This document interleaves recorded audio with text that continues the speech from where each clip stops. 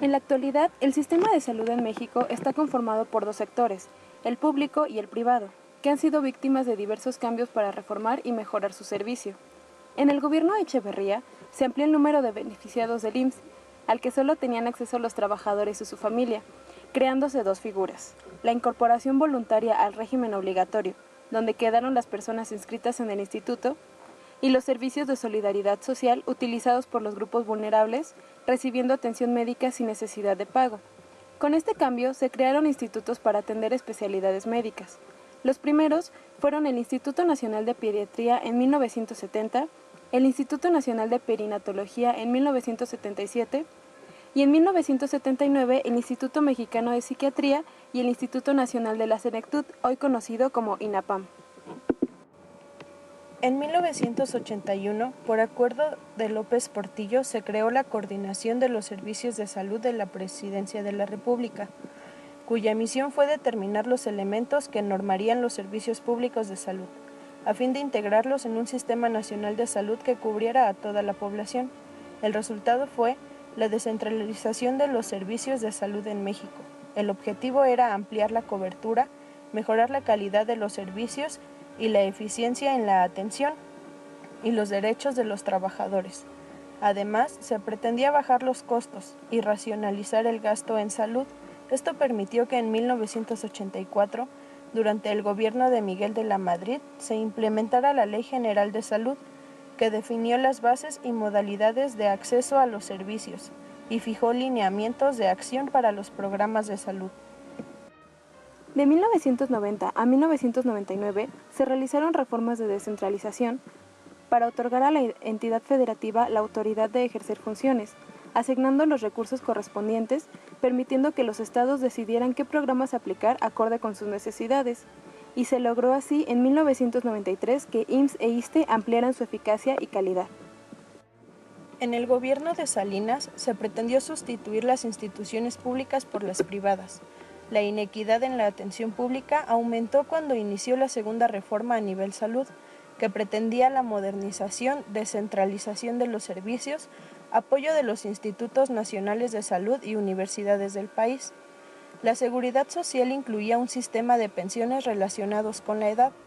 Durante este periodo se construyeron 88 hospitales de especialidades y generales, más de 2.300 clínicas de primer nivel, y se hizo la remodelación del Hospital Regional 20 de Noviembre del ISSSTE. Zedillo continuó con la reforma, favoreciendo la mercantilización de la atención médica, con el debilitamiento de la seguridad social mediante las modificaciones a la ley IMSS y la reorganización de los servicios que atienden a la población no asegurada. El resultado fue la mezcla pública-privada, garantizando el flujo de recursos del sector público al privado.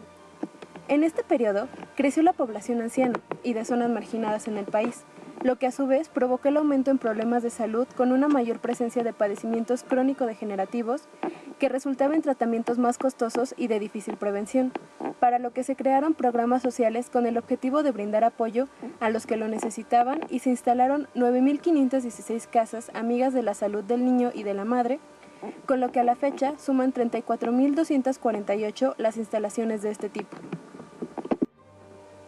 En este sexenio, el ISSSTE presentó déficit financiero y el gobierno federal ofreció apoyo a través de transferencias para las pensiones y jubilaciones.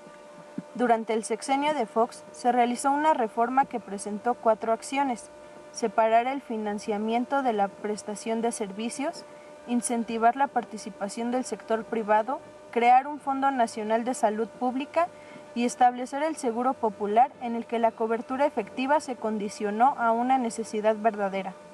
La propuesta de privatización consistió en cuotas obrero-patronales, presupuesto federal, recursos fiscales, cuotas familiares y financiamiento por seguros privados o pago directo, dirigido a grupos cotizantes altos y trabajadores de la economía informal. A partir de 2006, los gobiernos se han centrado en ampliar la infraestructura del IMSS e ISSSTE.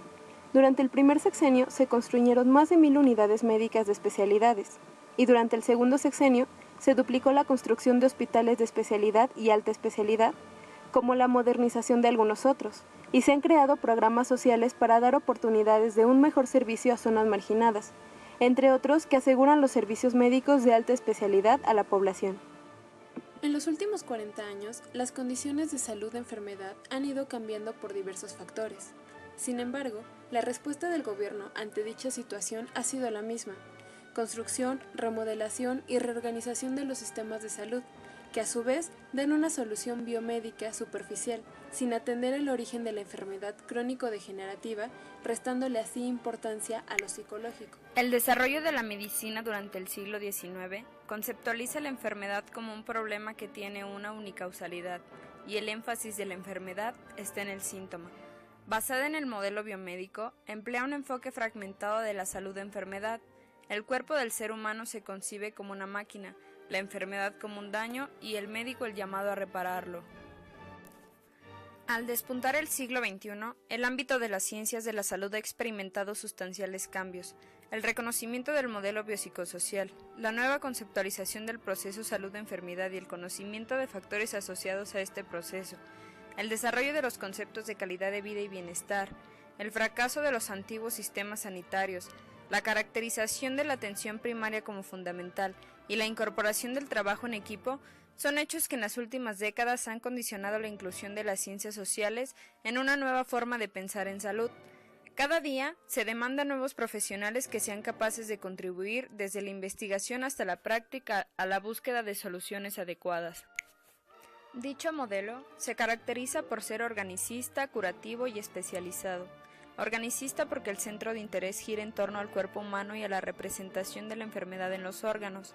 Curativo porque la intención reside en el diagnóstico de las enfermedades y la búsqueda de su curación o su control, y especializado porque la atención del enfermo se dirige a una visión estructuralista del cuerpo humano y surge un especialista para cada grupo de enfermedades. La medicina posee una enorme variedad de herramientas diagnósticas y terapéuticas. Por ejemplo, los asombrosos descubrimientos de sustancias medicinales, desde las plantas, el petróleo y el alquitrán, hasta la biotecnología, y los avances en el diagnóstico a partir del análisis físico, bioquímico y funcional del cuerpo, han logrado grandes avances en los últimos 150 años. Por ejemplo, la expectativa de vida ha aumentado a 64 años y las tasas de mortalidad infantil han disminuido. Gracias a las vacunas desapareció la viruela, y la poliomielitis, el tétano, la difteria y la rabia han disminuido. No obstante, el reto de erradicar la enfermedad se sigue enfrentando a epidemias, nuevas enfermedades infecciosas, enfermedades metabólicas, consecuencia de la modernidad, y por último, la enfermedad del siglo XX, el estrés, la neurosis, la depresión y otros trastornos nerviosos que se han convertido en problemas de salud pública. Debido al incremento en el número de hospitales y en los avances médicos, así como de las campañas de prevención de enfermedades, a partir de 1960 el número de muertes por enfermedades transmisibles disminuyó, pero aumentaron las ocasionadas por el cáncer, los accidentes y las derivadas de la violencia. En 1970 la principal causa de muerte fue la cirrosis hepática, seguida por los homicidios, la diabetes mellitus y los accidentes automovilísticos, siendo hasta 1982 cuando la diabetes mellitus se colocó en la primera posición. Del 2005 al 2011 las principales causas de muerte fueron enfermedades del corazón, tumores malignos y diabetes mellitus, añadiéndose los homicidios como quinta causa de decesos, lo cual coincide con el ambiente de inseguridad y violencia que se vive en el país. Los suicidios se han incrementado con el paso de los años. En 1970 hubo 554 muertes en toda la República, mientras que en 1994 se registraron 2.603. De 1970 al 2007 el porcentaje fue de 275%, incrementándose en personas de entre 15 y 29 años de edad. Las enfermedades crónico-degenerativas se explican por los malos hábitos de alimentación y consumo de alcohol y tabaco. Hoy, 7 de cada 10 mexicanos padecen sobrepeso u obesidad, lo cual se puede explicar por un estilo de vida sedentario y la falta de atención a las campañas de prevención. Para entender el proceso de enfermedad es necesario hablar sobre el proceso de trabajo, y es de este de donde parten varias directrices, como la organización social y el modo de producción. Abordarlo implica entenderlo desde varias perspectivas, ya que es a través de este por el cual el hombre satisface sus necesidades básicas. El pensamiento clásico de salud ocupacional entiende al trabajo como un problema ambiental, dado que pone al trabajador en contacto con agentes químicos, físicos, biológicos y psicológicos que le causan accidentes o enfermedades. El lugar central que el trabajo ocupa en cualquier sociedad tiene que ser un concepto clave en cualquier intento estructurado de explicar los orígenes sociales de la misma enfermedad. Con el advenimiento de la sociedad capitalista, el concepto salud-enfermedad sufre un profundo cambio. En este sistema se desarrolla un proceso laboral en el que se genera plusvalía, trayendo un desgaste físico y emocional en el obrero, ocasionando enfermedades como desórdenes alimenticios, anemias, diarreas, cirrosis hepática, enfermedades del corazón, estrés, ansiedad y accidentes, llevándolo incluso hasta la muerte. Todas estas variables no solo lo afectan a él, sino también a las personas que se encuentran a su alrededor, es decir, a su familia. Otro factor que contribuye a estos padecimientos es la estructura del medio ambiente, es decir, si una fábrica está en determinado lugar, esta es quien determinará las condiciones de los individuos que viven a su alrededor, generando contaminación en el aire y los alimentos, lo cual puede provocar problemas respiratorios o gastrointestinales, además de que se ven reducidos los espacios recreativos. La aparición de riesgos se manifiesta en la forma de perfiles o patrones de enfermedad o salud, es decir, hay una relación entre mortalidad y clase social. El estar enfermo o sano está determinado por la clase social del individuo y las respectivas condiciones de vida. El panorama epidemiológico en el ámbito mundial se ha transformado en las últimas décadas y hoy se encuentra conformado por una combinación amplia de patologías transmisibles y no transmisibles, cuya complejidad en su atención requiere de esquemas organizativos en los sistemas de salud para responder a los nuevos desafíos sanitarios. Por esto, es importante que la Secretaría del Trabajo y Prevención Social lleve a cabo labores de inspección de áreas de trabajo, la ética y jornadas laborales en cada sector, sea público, privado, rural y urbano. En este contexto, la conceptualización del cuerpo humano y el proceso de enfermedad debe superar la visión cartesiana, que concibe a los organismos vivientes como máquinas constituidas por diferentes partes, que funcionan según cadenas lineales, de causa y efecto, y cuando se estropean es posible identificar una única causa que la avería. Por el contrario, el hombre como organismo viviente funciona como un sistema abierto y esto significa que debe mantener un intercambio continuo con su entorno para seguir viviendo. Es decir, que el cuerpo humano funciona como un organismo que procesa fenómenos como la autoorganización, autorrenovación y autotrascendencia.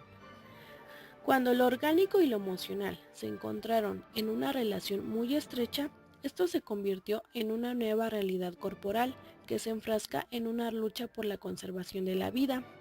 Una realidad o proceso que puede ser explicado desde los deseos de las personas, es decir, una emoción empieza a dominar el cuerpo del ser humano y al mismo tiempo surgen los efectos sintomáticos en un órgano o zona del mismo, generando así cambios en el interior del cuerpo. Este proceso de construcción de lo corporal nos permite la concreción de la historia social y genealógica del individuo. Busca cómo se va concretando este proceso en la persona, por ella misma y por sus relaciones con distintos contextos. Asimismo, busca una relación entre la fisiopatología y el estado emocional, saber dónde gana la emoción, qué ruta sigue en el cuerpo y por qué en unos casos se presenta de una manera y en otras se encuentra una expresión más elaborada. Los procesos de construcción de la enfermedad son cada vez más evidentes, los órganos están relacionados entre sí y establecen redes de cooperación.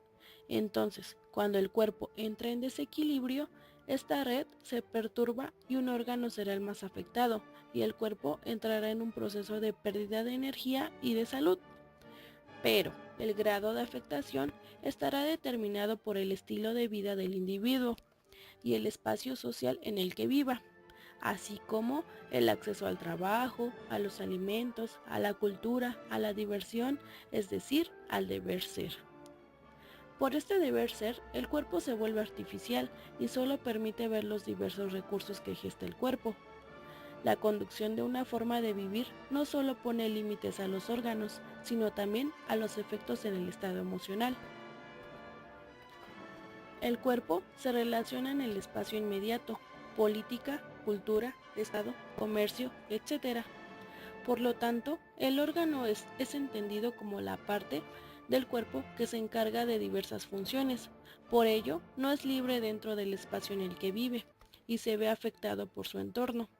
La ignorancia de estos procesos sociales son un factor importante para la lectura del cuerpo, sus procesos de construcción y la función de sus órganos. Al cuerpo no se le considera tomando las emociones o sentimientos a pesar de que son parte de este. El hombre se ve sujeto a las emociones primarias, tristeza, miedo, ira o amor, como parte de la preservación de la vida, manteniéndola, conservándola y preservándola. Por lo tanto, las emociones son la expresión del órgano, es decir, lo emocional construye el cuerpo. Hoy en día no se puede considerar que las emociones sigan atendiendo de la misma manera, debido a que el medio donde nos desarrollamos es artificial, por la socialización y sus consecuencias en la persona. Por ende, el cuerpo resulta un producto de este reflejando algo igualmente artificial. La construcción social del cuerpo entonces se entiende como la síntesis de la memoria histórico-social que se transforma en los cuerpos de diferentes estratos sociales. Esta memoria se relaciona con el cuerpo, haciendo que se expresen aquellos recuerdos del sistema en el que se vive y sus contradicciones, como la libertad que se ve contrapuesta por la moral, ocasionando un cambio corporal representado como enfermedad, debido a que el cuerpo no es capaz de responder a las necesidades sociales. Las emociones se ven como una unidad que se articula con los órganos del cuerpo. El viaje de la emoción por el cuerpo no se da de manera directa. Requiere un camino, puede darse desde el cerebro o desde la relación con los otros. La emoción no es algo que se encuentre encapsulado. Su ruta depende de la historia del cuerpo, la cultura, la geografía, etc. En cuanto se manifiestan, la persona primeramente se medicará, lo que solo anestesiará el dolor, pero no trabajará con la emoción. Es por eso que se requiere de una metodología aparte de la psiquiatría, la psicología ortodoxa o la medicina para tratar estos padecimientos. Esta permanencia de la emoción da como resultado la existencia de las enfermedades crónico-degenerativas. La psicología ortodoxa necesita comprender en su trabajo los hechos históricos sociales que anteceden y dan pie a esta epidemiología que afecta a la salud tanto física como mental, sin considerarlas excluyentes una de la otra. Al contrario, ambas están íntimamente relacionadas. Por eso, esta propuesta parte de aprender del cuerpo, haciéndolo significante para la mente, permitiendo la reflexión de los pensamientos, de la historia de vida y de las emociones, lo cual dará pauta a que se comprenda mejor el origen del propio proceso. A su vez, esto permitirá que se pueda recuperar un equilibrio personal, además de mejorar la calidad de vida y las relaciones interpersonales. El proceso de construcción de un padecimiento no solo es un ciclo homeostático, sino de varios elementos que forman un estilo de vida donde se implica lo histórico, lo social, la familia y lo individual. Todo esto hace que se vuelva una problemática o estudio complejo. Con el paso del tiempo y con un sistema productivo instalado, el cubrir las necesidades básicas en un ciclo de mercantilización trajo un desorden en el plano económico, físico y psicológico, para dar lugar a una enfermedad creada por el individuo, viéndose afectada su salud. El trabajo de la construcción de lo corporal, propuesta del Dr. Sergio López Ramos y colaboradores, es un proceso que demanda hacer conciencia de las repercusiones que ha traído tener un cuerpo en el abandono, y para que éste tenga funcionalidad no se debe ver de forma fragmentada, sino como una unidad entre una cultura y la vida cotidiana, pues es donde se genera lo somático. El cuerpo se ha construido bajo procesos de contención de cómo sentir y cómo vivir. Mas, la realidad es que este no puede cambiarse y utiliza mecanismos para que actúe o se regule de cierta manera. Todo esto implica un proceso histórico, siguiendo toda una ruta de construcción a través del tiempo. La unidad de partida de dicha propuesta es la emoción, la cual no es ajena al cuerpo, pues es en un órgano donde se instala para hacerse un estilo de vida y por ende provocar un desequilibrio al interior y exterior del cuerpo. Así, cada emoción corresponde a un órgano, la ira al hígado, el miedo al riñón, por mencionar algunos. Negar esta dualidad limita la lectura de lo corporal. Resulta importante mencionar que este trabajo corporal se verá limitado o desarrollado por el trabajo de cada individuo para tener control o superar deseos, odios o resentimientos. Si estos sentimientos no son controlados, es cuando viene la enfermedad, como expresión a que el principio de vida no se le está dando sentido y poco a poco se va perdiendo.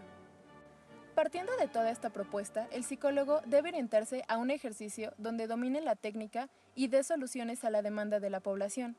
Existieron propuestas anteriores, pero con ausencia de algo importante como lo es la historia, tanto de la psicología como de México.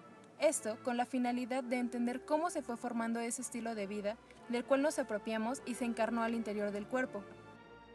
Hoy en día, el psicólogo debe atender las demandas sociales, por lo cual es interesante plantearse la pregunta, si su formación coincide con la realidad, donde existen enfermedades crónico-degenerativas, padecimientos que van degradando la integridad del individuo, y para entenderlo no solo se necesita tener una base epistemológica orgánica, cognitiva o social, sino una formación holística para dar solución.